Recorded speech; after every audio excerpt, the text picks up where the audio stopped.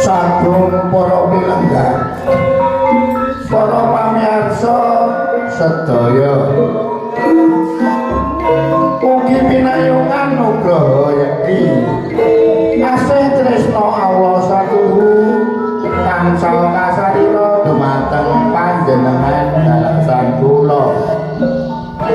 Amung kunjuk mring paduka Gusti, hamba nyembah saha pamula arepe DP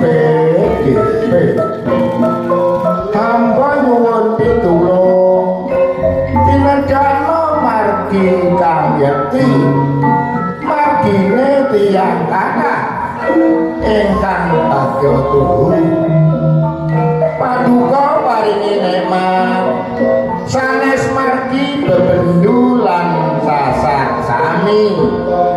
Amin tutuping donga.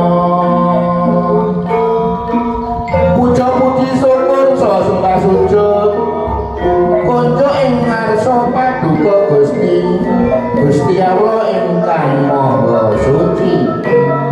Cekap semanten uyon-uyon karawitan Larasati Karang Wedha Kelurahan Beru ing siang punika mugi saged anandosna renaning penggalih dupi wus paripurna ing karya kula dalah para wira pradonga wirawati saha wiraswara nderek memuji mugi-mugi karawitan Larasati ngrembaka anjayeng bawana.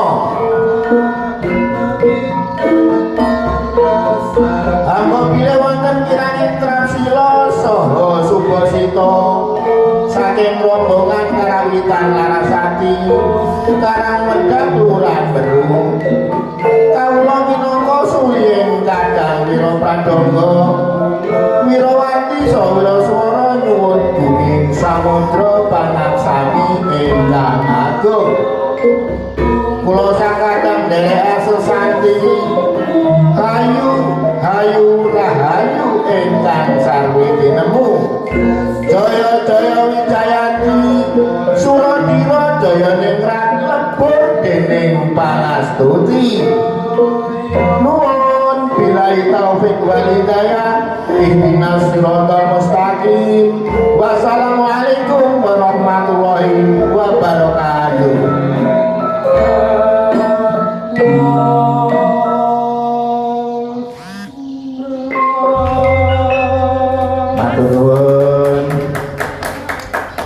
Panggih malih benjang Sabtu tanggal 26 nuwun ngapunten kula izin.